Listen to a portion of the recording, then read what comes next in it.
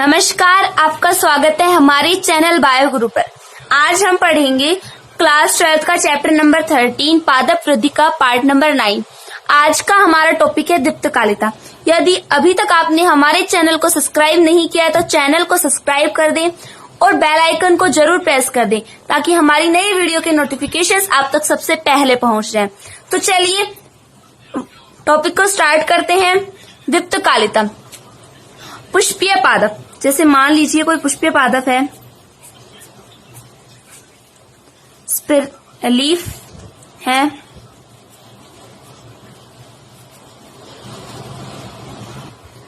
इसने कायिक वृद्धि कर ली है।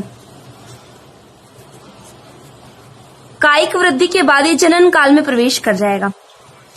जनन काल में प्रवेश करने का मतलब है यहाँ पर पुष्पन की क्रिया आरंभ हो जाएगी। जैसे ये प्लांट है, अब इसमें पुष्पन की क्रिया आरंभ हो जाएगी, मतलब पुष्प खिलने लग जाएंगे, फ्लावरिंग स्टार्ट हो गई है।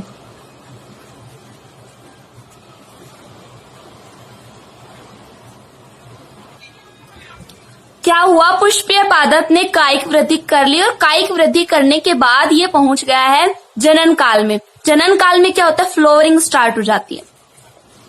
फ्लावरिंग मतलब पुष्पन, पुष्प खिलना आरंभ हो गए।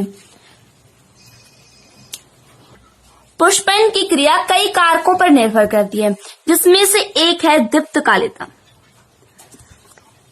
पुष्पन की क्रिया कई कारकों पर निर्भर करती है, जिसमें से एक है दीप्तकालिता। अब हम दीप्तकालिता का मतलब जान लेते हैं।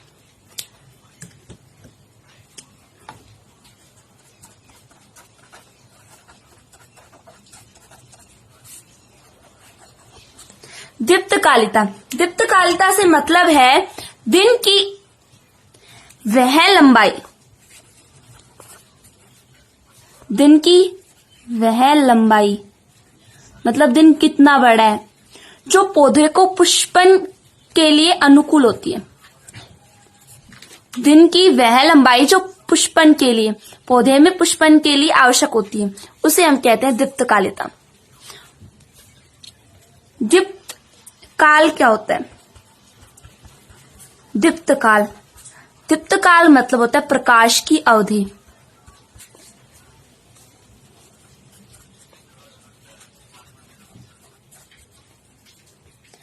हमने दीप्तकालिता की एक परिभाषा यहां देख ली कि दिन की वह लंबाई जो पुष्पन के लिए अनुकूल होती है, दीप्तकालिता कहलाती।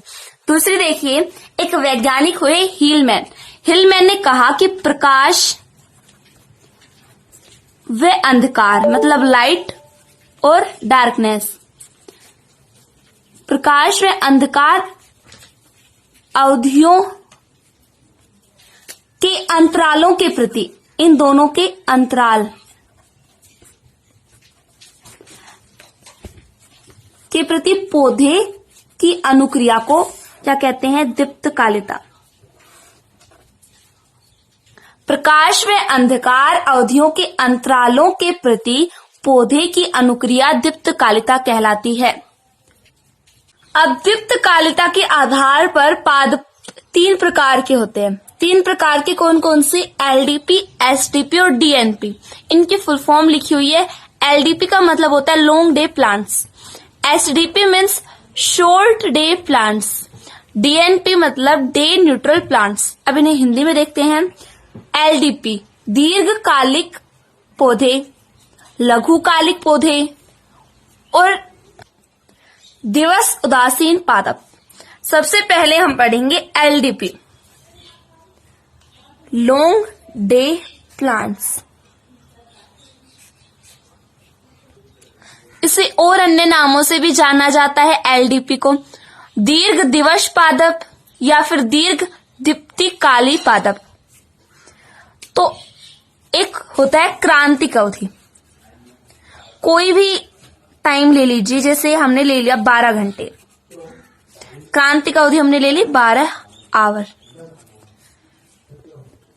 इस क्रांतिक अवधि से ज्यादा, 12 घंटे से ज्यादा अवधि तक पादप को लाइट मिलनी चाहिए, प्रकाश मिलना चाहिए। क्या बताया? वे पादप जिन्हें पुष्पन के लिए, यहाँ पे किसके लिए करवा रहे, दीप्तिकालिता। दीप्तिकालिता का मतलब क्या होता है, हमने बताया था कि पुष्पन के लिए जो अनुकूल दिन की लंबाई होती है उसे हमने कहा था दीप्तिकालिता। यहाँ आएगा फ्लोवरिंग, पुष्पन।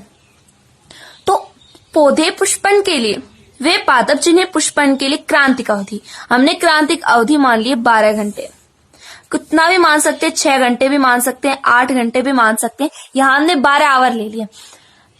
इस क्रांतिक अवधि से अधिक अवधि तक, मतलब 12 घंटे से ज्यादा, 14 भी हो सकते हैं, 15, 16, 17, कितने भी, 24 घंटे होते हैं, उसमें से कितने भी घंटे, पर 12 से ज्यादा होने चाहिए। इतने तक पौधे को दीप्तकालिता की आवश्यकता होती है। दीप्तकाल की, दीप्तकाल क्या होता है, अभी हमने आपको पीछे बताया था। दीप्तकाल मतलब प्रकाश की अवधि, कितना प्रकाश, कितनी लाइट, कितने समय तक पौधे को मिल रही है। प्रकाश की अवधि मान लीजिए 12 घंटे तक प्लांट को लाइट मिल रही है, या फिर 6 घंटे तक, उसे कहते हैं दीप्तकाल। क्रांतिक अवधि से अधिक अवधि तक किसकी आवश्यकता होती है, लाइट की, मतलब दीप्तकाल की। प्रकाश की अवधि को क्या कहते हैं, दीप्तकाल। और ऐसे पौधों को कहते हैं LDP plants, long day plants. मतलब इन्हें लाइट तो ज्यादा चाहिए होती है, प्रकाश ज्यादा, और जो डार्कनेस होती है, अंधकार होता है, वो उन्हें कम चाहिए होता है। लाइट है वो लगातार मिलनी चाहिए और अंधेरा कम समय तक मिलना चाहिए। लाइट 12 घंटे से ज्यादा, क्रांतिक अवधि से ज्यादा समय तक मिलनी चाहिए, और डार्कनेस है उसकी थोड़ी बहुत आवश्यकता होती है। इस कारण से इन्हें हम SNP, कौन से प्लांट्स कहते हैं, SNP।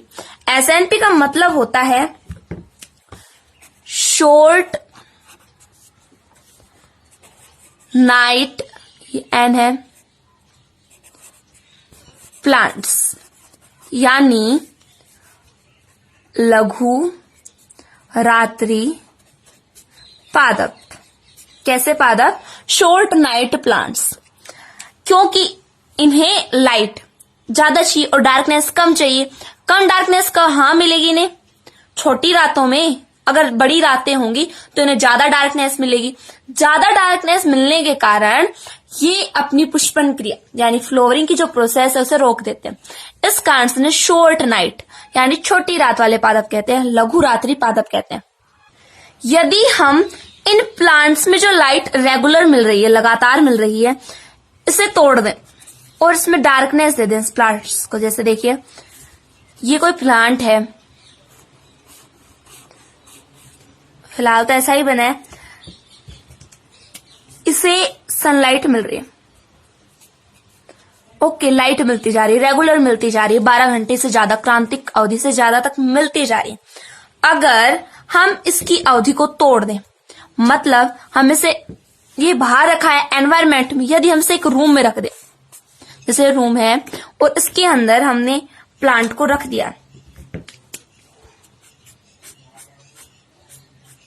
ये प्लांट है, इसे हमने रख दिया अंदर, तो इसकी जो लाइट है वो रेगुलर नहीं मिल रही है अब इसे रूम के अंदर, और यहां पे ज्यादा हो गई डार्कनेस। डार्कनेस हमने इसे दे दी प्लांट को। कैसे दी, हमने ये सनलाइट में रखा हुआ था, हमने ले जाके इसे रूम में रख दिया। अब रूम में रखने के बाद वहां पर लाइट, मतलब कोई भी जो रेगुलर लाइट मिल रही थी बाहर, वो नहीं मिल रही है, और यहाँ पे से मिल रहा है अंधकार, डार्कनेस मिल रही है। इस कारण से इसकी जो फ्लोवरिंग की प्रोसेस है, फ्लोवरिंग रुक जाती है, जिसके कारण डार्कनेस देने का लाइट, जो रेगुलर लाइट सतत प्रकाश अवधि है, सतत प्रकाश अवधि को अंधकार देकर तोड़ने पर पुष्पन क्रिया रुक जाती है। इसे कहते हैं एलडीपी प्लांट्स। रुक जाती है, इसे कुछ नहीं कहते हैं। और ऐसे प्लांट्स जिन्हें रेगुलर एलडीपी मिलती रहती है, लाइट मिलती रहती है लगातार क्रांतिक अवधि से ज्यादा समय तक, उन्हें हम कहते हैं एलडीपी प्लांट्स। जैसे एग्जांपल्स देखें तो पालक हो गया, मूली हो गई, पालक, मूली, चुकंदर, गेहूं, गाजर, आलू एक्सेट्रा। इन प्लांट्स को क्या चाहिए? लाइट ज्यादा मात्रा में चाहिए होती है। उन्हें हम कहते हैं एलडीपी प्लांट्स या फिर एसएनपी प्लांट्स। तो समझ में आ गया होगा। एक बार फिर से देख लेते हैं। मतलब सीधी बात देखिए, एलडीपी में ज्यादा लाइट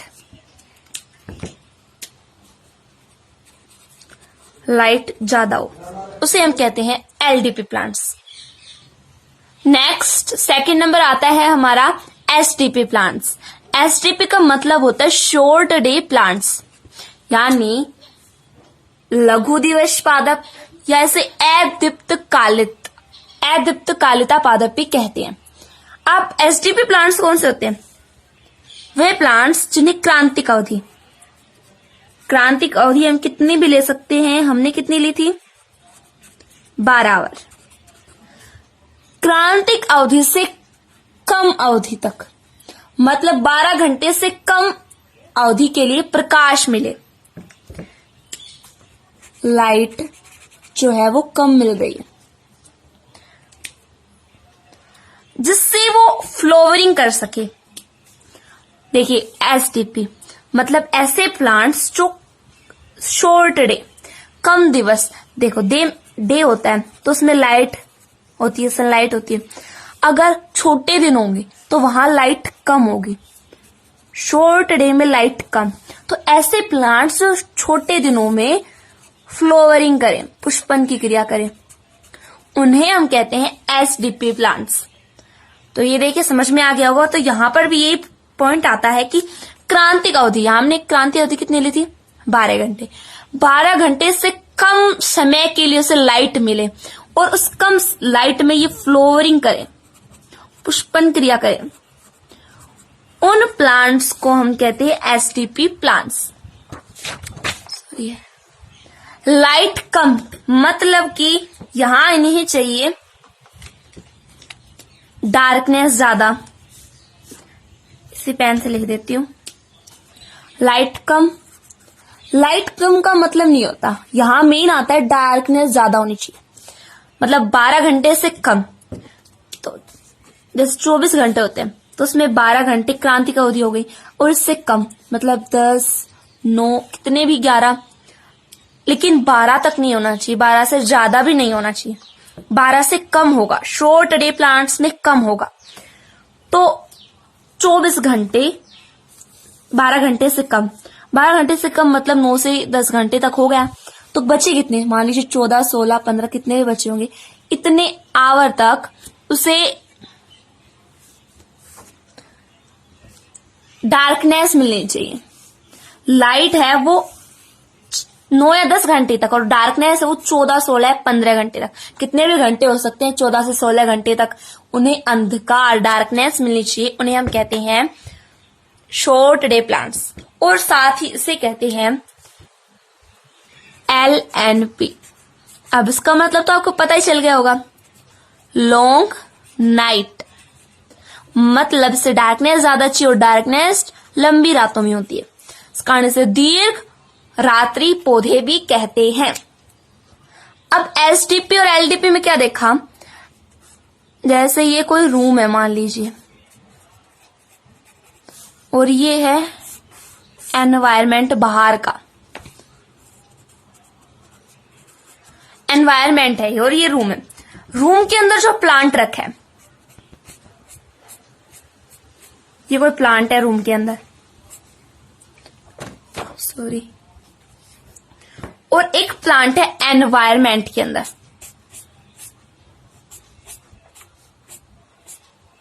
ओके, तो ये दोनों क्या कर रहे हैं? पुष्पन क्रिया कर रहे हैं, फ्लावरिंग कर रहे हैं, पुष्प हमें दे रहे हैं।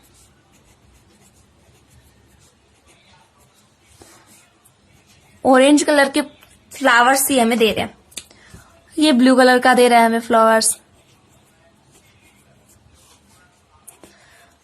तो ये बताइए कि इसमें एलडीपी कौन सा है और एसडीपी प्लांट्स कौन से? देखिए रूम के अंदर कौन देगा? वो प्लांट देगा, जैसे डार्कनेस, लाइट, जैसे लाइट दोनों में लाइट ज्यादा किसे मिल रही है, एनवायरमेंट वाले को या फिर रूम वाले को? एनवायरमेंट वाले को मिल रही है, क्योंकि ये एनवायरमेंट में क्या कर रहा है, फ्लोरिंग कर रहा है। और क्यों कर रहा है? क्योंकि इसे लाइट की जरूरत होती है, इस कारण ये एनवायरमेंट में क्या कर रहा है। जैसे यहाँ पे कोई सन है, कोई तो नहीं है कि सन होता है, सनलाइट आ रही है और ये क्या कर रहा है, फ्लोरिंग कर रहा है। फ्लोरिंग कब कर रहा है? जब लाइट ज्यादा मिल रही है। रूम में कैसे कर रहा है? जब से डार्कनेस ज्यादा मिल रहा है। रूम में डार्कनेस ज्यादा होता है और लाइट कम होती है, और एनवायरमेंट में डार्कनेस है वो कम होता है। भाई सनलाइट, सन रहेगा तो सनलाइट ज्यादा होगी, लाइट होगी। यदि हम एलडीपी प्लांट्स, ये हो गया एलडीपी और ये एसडीपी। एलडीपी प्लांट है, हम इसे ले जाकर के एक रूम में रख देते हैं। अब ये हो गया रूम, मान लीजिए कोई रूम है, रूम में रख देंगे। किसी भी प्लांट को ले जाकर के हमने रख दिया रूम में, किसी को नहीं, हमने एलडीपी को रखा है। तो एलडीपी को हम यदि रूम में ले जाकर रख देंगे तो ये फ्लावरिंग नहीं करेगा।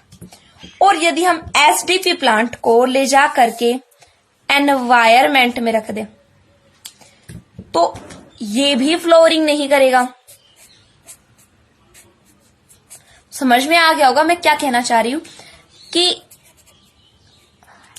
यदि हम एलडीपी प्लांट्स को ले, जहां से लाइट मिल रही है, दीर्घकालिक पादपों को लाइट ज्यादा मात्रा में चाहिए, और यदि हम इसकी लाइट को, प्रकाश अवधि को तोड़ दे, मतलब इसे ले जाकर के रूम में रख दे, जैसे डार्कनेस का रूम हो, तो वहां पर इसके फ्लोरिंग की प्रोसेस है वो नहीं होगी।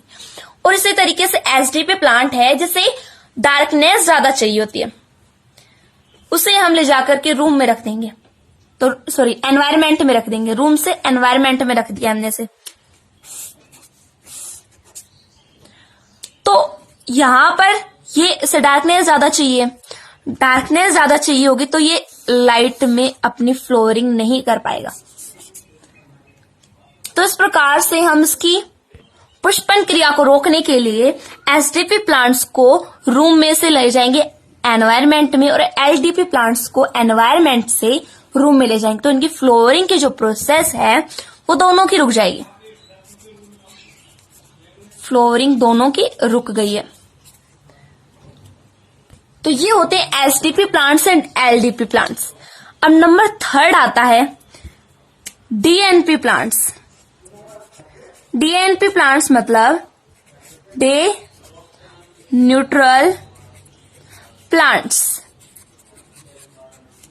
इससे पढ़ा, इसका नाम डीएनपी मतलब दिवस उदासीन पादप। अब ये प्लांट क्या होते हैं?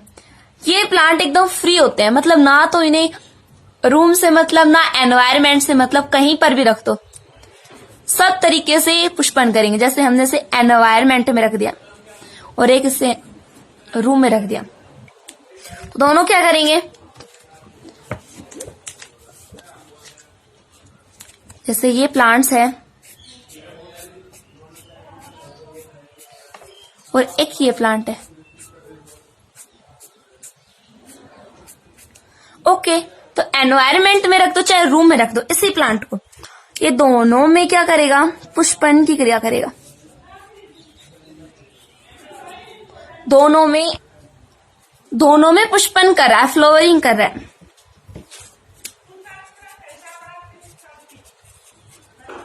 मतलब इन्हें ना तो एनवायरमेंट से फर्क पड़ता है और ना ही रूम से, चाहे इन्हें कितनी भी लाइट दो, कितनी भी डार्कनेस दो, कोई इन पर इफेक्ट नहीं होता है। ऐसे प्लांट्स को हम कहते हैं डीएनपी प्लांट्स। इसके एग्जाम्पल्स पहले हम एसडीपी के देख लेते हैं, उसके भी नहीं देखे थे। यहाँ पे जो एलडीपी में बताए गए एग्जाम्पल्स थे, ये एग्जाम्पल्स हैं एसडीपी के। मतलब एलएनपी लॉन्ग नाइट प्लांट, ये प्लांट्स विंटर में उगते हैं। आपने देखा होगा विंटर में जो रात होती है वो लंबी होती है, तो एसडीपी को क्या चाहिए? लंबी रातें चाहिए, लॉन्ग नाइट डे चाहिए होती है, लॉन्ग नाइट डे होने चाहिए। तो ये जो फ्लावर्स है ये विंटर में उगते हैं एसटीपी वाले। और जो एलटीपी वाले बताए थे, बताए नहीं अभी बता रही हूँ, ये समर में उगते हैं। समर में क्यों? क्योंकि इन्हें ज्यादा लाइट चाहिए होती है और ज्यादा लाइट समर में मिलती है। या ये कहीं ये एसएनपी प्लांट्स है, जो गर्मियां होती है वहां जो रात होती है वो छोटी होती है। एग्जाम्पल देखिए इसकी, जैसे तंबाकू, सोयाबीन, गन्ना, डहेलिया, शकरकंद, सरसों। ये प्लांट्स हमेशा समर में उगते हैं। और जो डीएनपी प्लांट्स होते हैं वो समर हो या विंटर हो, इन्हें कोई इफेक्ट नहीं पड़ता, क्योंकि ये लाइट में भी और डार्कनेस में दोनों में फ्लावरिंग कर सकते हैं। तो इनके एग्जांपल्स, टमाटर, टमाटर को हम किसी भी मौसम में उगा सकते हैं। कपास हुई, मक्का, मिर्च, सूरजमुखी और कई एग्जाम्पल्स हैं इसके। तो इनके एग्जाम्पल्स याद रखने की सबसे ज्यादा जरूरत है। एलटीपी प्लांट्स से हमेशा समर में उगते हैं और डीएनपी समर हो चाहे विंटर। और जो एसटीपी प्लांट्स थे जिसके एग्जाम्पल मैंने एलटीपी में बता दिए थे, ये हमेशा विंटर में उगते हैं। तो आशा करती हूँ कि आपको ये वीडियो अच्छे से समझ में आया होगा। धन्यवाद। अब हम पढ़ेंगे दीप्ति काल का प्रेरण स्थल। दीप्ति काल को पादप मुख्यतः पत्ती और कलिका द्वारा ग्रहण करते हैं। एक वैज्ञानिक हुए चोलिया खान ने बताया कि दीप्ति काल को ग्रहण करने के लिए पत्ती ही पर्याप्त होती है। दीप्ति काल का उद्दीपन ग्रहण करने के लिए पत्ती ही पर्याप्त होती है। तरुण पत्ती की अपेक्षा जो पूर्ण विकसित पत्ती होती है, जो परिपक्व होती है, वो पत्ती अधिक संवेदनशील होती है।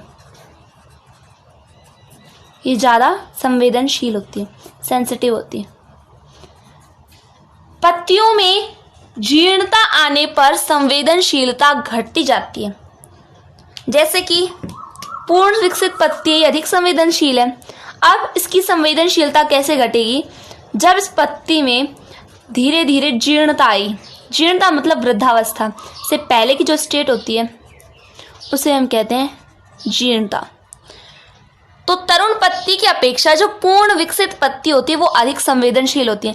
और इसकी संवेदनशीलता किस प्रकार से घटती है कि पत्ती में जीर्णता उत्पन्न हो जाती है, यानी कि वृद्धावस्था से पहले की अवस्था जिसमें पर्ण हरित है वो बिल्कुल नष्ट होने लग जाता है धीरे धीरे। जो उद्दीपन था वो पत्तियों से पुष्पन कलिकाओं, ये पुष्पन कलिकाएं हैं, पत्तियों से पुष्पन कलिकाओं को फ्लोएम द्वारा पहुंचाया जाता है। पत्तियों से यहां से यहां तक ये पत्ती है, जैसे इस प्रकार से और पत्तियां होंगी, इसकी पुष्प कलिका तक फ्लोएम के द्वारा पहुंचा जाएगा। फ्लोएम ये एक संवहन उत्तक है। संवहन उत्तक दो होते हैं, फ्लोएम और एक जाइलम। फ्लोएम फूड को ट्रांसपोर्ट करता है और जाइलम वाटर को ट्रांसपोर्ट करता है। तो जो दीप्ति काल ग्रहण किया जाता है पत्तियों के द्वारा, उसे पुष्प कलिकाओं तक फ्लोएम द्वारा पहुंचाया जाता है। अब हम पढ़ेंगे दीप्ति कालिता की क्रियाविधि। इस क्रियाविधि को समझाने के लिए दो सिद्धांत प्रस्तुत किए गए। एक है फ्लोरीजन सिद्धांत और दूसरा है फाइटोक्रोम सिद्धांत।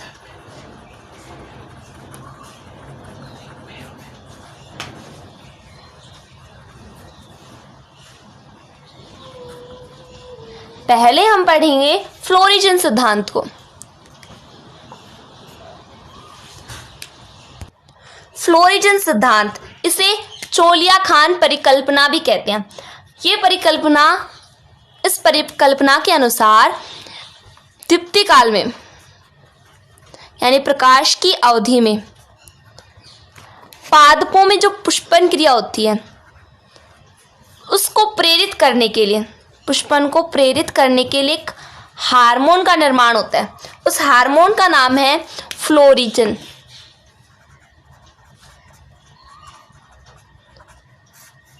फ्लोरिजन हार्मोन है, वो दीप्ति काल में पादप में पुष्पन को प्रेरित करता है। इस हार्मोन का निर्माण पत्तियों में होता है। फ्लोरिजन दो यौगिकों से मिलकर बना होता है, मतलब ये दो यौगिकों का सम्मिश्र होता है। फर्स्ट आता है जिब्रेलिन और दूसरा एंथेसिन। जिब्रेलिन क्या काम आता है? ये फर्स्ट सेकंड, जिब्रेलिन हार्मोन स्तंभ में परिवर्धन और वृद्धि को प्रेरित करता है। हमने विस्तार से पढ़ा था जिब्रेलिन हार्मोन को, सभी हार्मोन्स को पढ़ा था। दूसरा हार्मोन आता है एंथेसिन। ये क्या करता है? पुष्पन के लिए प्रेरित करता है पौधे को।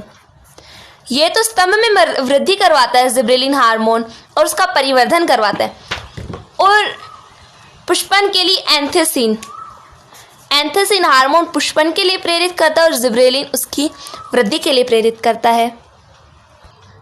जिब्रेलिन एलटीपी पादपों के लिए आवश्यक होता है और एंथेसिन एसटीपी प्लांट्स के लिए, यानी दीर्घकालिक पौधे और लघुकालिक पौधे।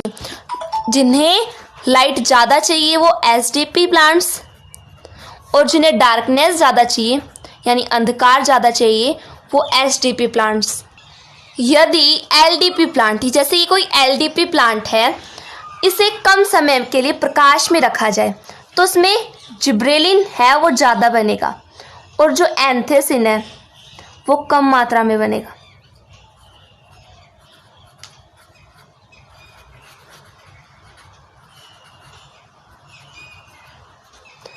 जिब्रेलिन कम और एंथेसिन ज़्यादा।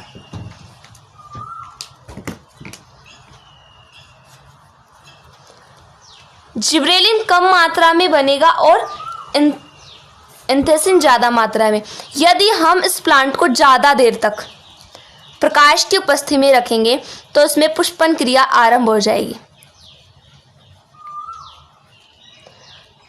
पहले तो लाइट थी वो कम थी, फिर से इस लाइट को क्या किया? बढ़ा दिया गया, प्रकाश को बढ़ा दिया गया, जिससे पादपों में पुष्पन क्रिया आरंभ हो गई। अगला सिद्धांत आता है फाइटोक्रोम सिद्धांत। ये सिद्धांत बार्थविक और हेनरिक्स द्वारा प्रतिपादित किया गया। इन्होंने बताया कि पादप की जो पत्तियां होती हैं,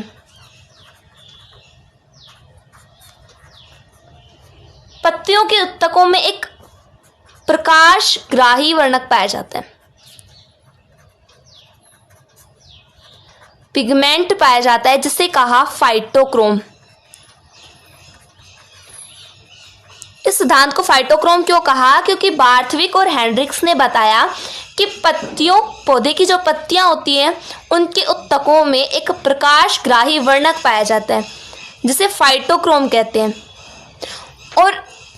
और इस सिद्धांत को फ्लोरिजन सिद्धांत इसलिए कहा क्योंकि दीप्त काल में पादपों में पुष्पन को प्रेरित करने के लिए एक हार्मोन होता है, जिसे फ्लोरिजन हार्मोन कहते हैं। इस कारण इस सिद्धांत का नाम फ्लोरिजन सिद्धांत पड़ा।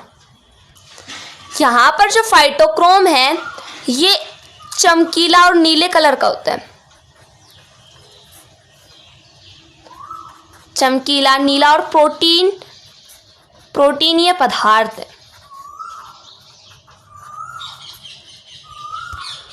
इसके दो रूप हैं, एक है P730 और दूसरा है P660। ये फाइटोक्रोम है, ये अंतः परिवर्तनशील होता है।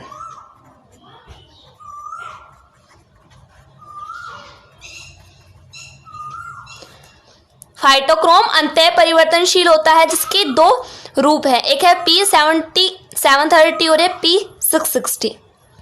जो P730 है ये 730 नैनोमीटर की अवरक्त प्रकाश को अवशोषित करता है।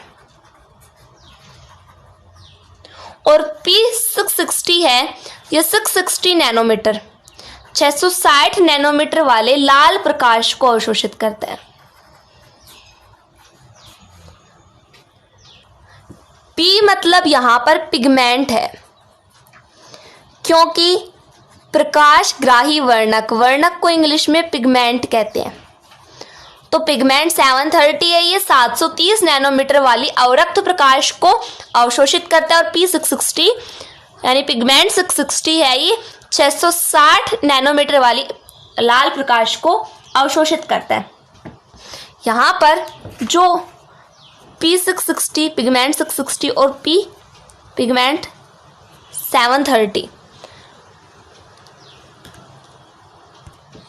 जो P660 लाल प्रकाश अवशोषित करता है, ये उसे बदल देता है पिगमेंट 730 में लाल प्रकाश को।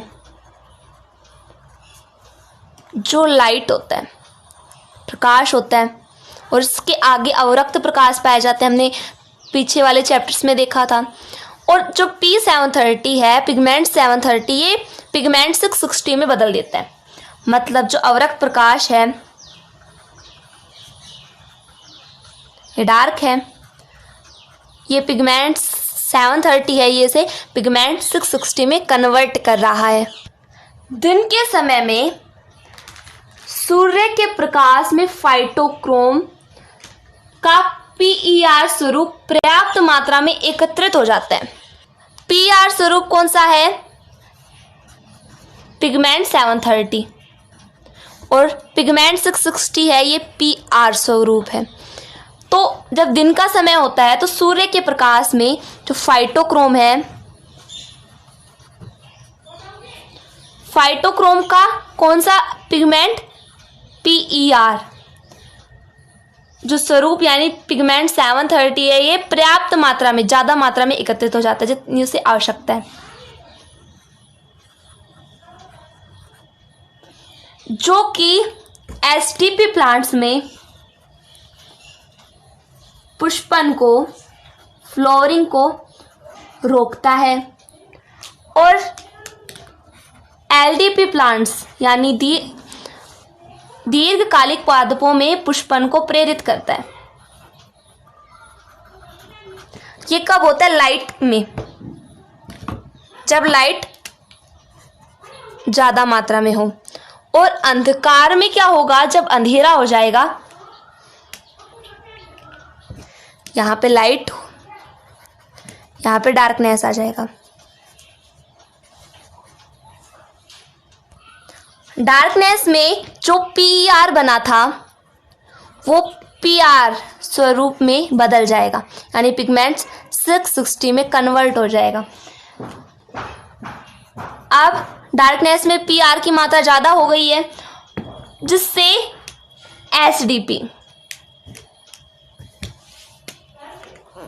SDP में फ्लोरिंग होगी, वो ज़्यादा होगी, मतलब फ्लोरिंग के लिए प्रेरित करेंगे।